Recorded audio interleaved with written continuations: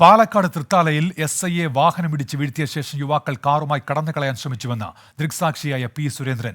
വേഗത്തിൽ കാറുമായി പോകാൻ ശ്രമിക്കുമ്പോഴാണ് SIയെ തട്ടിയതെന്നും പ്രദേശവാസി പി സുരേന്ദ്രൻ 24നോട് പറഞ്ഞു. കാർ കൊണ്ട് നിൽക്കണ്ടിട്ട് പോലീസ് വണ്ടി അവിടുന്ന് വന്നു. പോലീസ് വണ്ടി മുൻപിൽ നിർത്തിയ നേരത്തെ ഈ ഒരു റിവേഴ്സ് എടുത്തിട്ട് പോയതാണ്. അപ്പോൾ നേരത്തെ അപ്പോഴേക്ക് SI ഇറങ്ങിയിട്ട് കൈ കാണിക്കാൻ വണ്ടി തടയാൻ വേണ്ടി നോക്കിയതാണ്. ഇങ്ങനെ രാത്രി എന്നല്ല, ഏതാണ്ട് എല്ലാ സമയങ്ങളിലും ഇങ്ങനെയുള്ള ഈ യാത്രക്കാർ റെസ്റ്റ് ചെയ്യാൻ വരുന്നുള്ള മട്ടിലിങ്ങനെ ഇവിടെ വരാറുണ്ട്. എന്നല്ല അതിൻ്റെ ഭാഗമായിട്ടുള്ള കുറേ പ്രശ്നങ്ങൾ നമ്മുടെ നാട്ടിലെ ആളുകൾക്കുണ്ട്.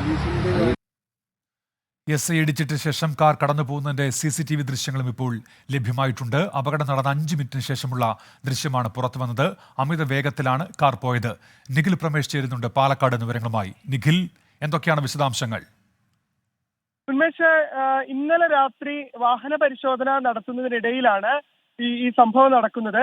ഇതുമായി ബന്ധപ്പെട്ട ദൃക്സാക്ഷിയുടെ മൊഴിയാണിപ്പോൾ, ദൃക്സാക്ഷിയുടെ വെളിപ്പെടുത്തലാണിപ്പോൾ 24ന് ലഭ്യമായിട്ടുള്ളത്. അദ്ദേഹം പറയുന്നതനുസരിച്ചാണെങ്കിൽ ഈ യുവാക്കളുടെ അരികിലേക്ക് പോലീസിന്റെ വാഹനം എത്തുന്നു. അതിലെത്തുന്നത് കണ്ട് ഇവർ വേഗം ഈ അവരുടെ കാറിൽ കയറി രക്ഷപ്പെടാൻ ശ്രമിക്കുകയാണ്. ഇതിനിടെ വാഹനം പുറകോട്ട് എടുക്കുമ്പോഴാണ് അത് SI അവരുടെ കാറിൽ കയറി രക്ഷപ്പെടാൻ ശ്രമിക്കുകയാണ്.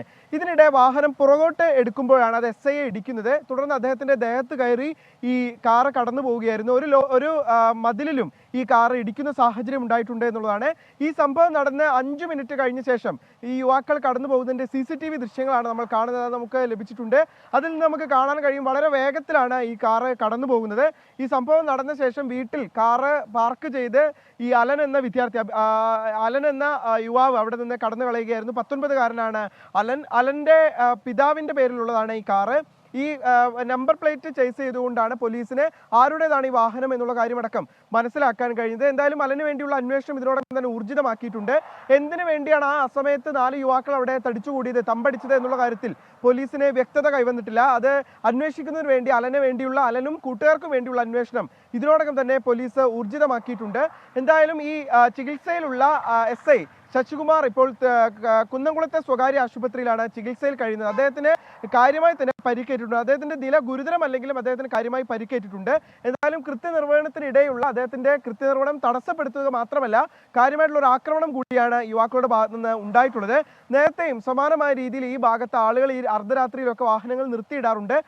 അതിന്റെ ഭാഗമായാണ് ഏതെങ്കിലും തരത്തിലുള്ള ലഹരി വസ്തുക്കളുടെ വിപണനമോ കൈമാറ്റമോ മറ്റോ ആണോ എന്ന് തിരിച്ചറിയുന്നതിന് വേണ്ടിയാണ് പോലീസ് ഇവരുടെ അരികിലേക്ക് എത്തുന്ന സാഹചര്യം ഉണ്ടായത്. എന്നാൽ ആ സമയത്ത് തന്നെയാണ് പോലീസിന് നേരെ ഒരു ആക്രമണം നടത്തുന്ന സാഹചര്യം ഉണ്ടായതും.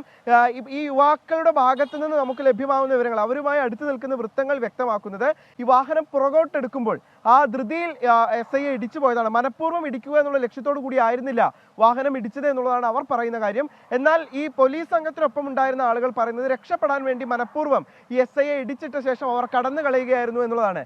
എന്തായാലും ഇക്കാര്യത്തിൽ കൂടുതൽ വ്യക്തത കൈവരണമെങ്കിൽ സ്വാഭാവികമായിട്ടും ഈ യുവാക്കൾ പിടിയിലാകണം. 19കാരൻ അലൻ ഉൾപ്പെടെ 4 പേരാണ് ഈ കാറിൽ ഉണ്ടായിരുന്നത്. ഒരു വോക്സ് വാഗൺ കാറാണ് പോളോയുടെ. അതിനകത്ത് ഒരു കറുത്ത ബാഗ് ഉണ്ട്. ആ ബാഗിൽ എന്താണ് ആ ബാഗിൽ വെച്ച് അവർ കൈമാറ്റം ചെയ്തിരുന്നത് തുടങ്ങിയ കാര്യങ്ങളിലൊക്കെ ഇനി ഒരു വ്യക്തത കൈവരേണ്ടതുണ്ട്. അതിന് എന്തായാലും ഈ യുവാക്കൾ പിടിയിലാകണം. എന്തായാലും ഈ സംഭവം നടന്ന ശേഷം യുവാക്കൾ കടന്നു പോകുന്നതിന്റെ CCTV ദൃശ്യങ്ങളാണ് നമ്മളിപ്പോൾ പുറത്തുവിടുന്നത്. ഇത് പോലീസും ഇതിനോടകം തന്നെ ശേഖരിച്ചിട്ടുണ്ട്.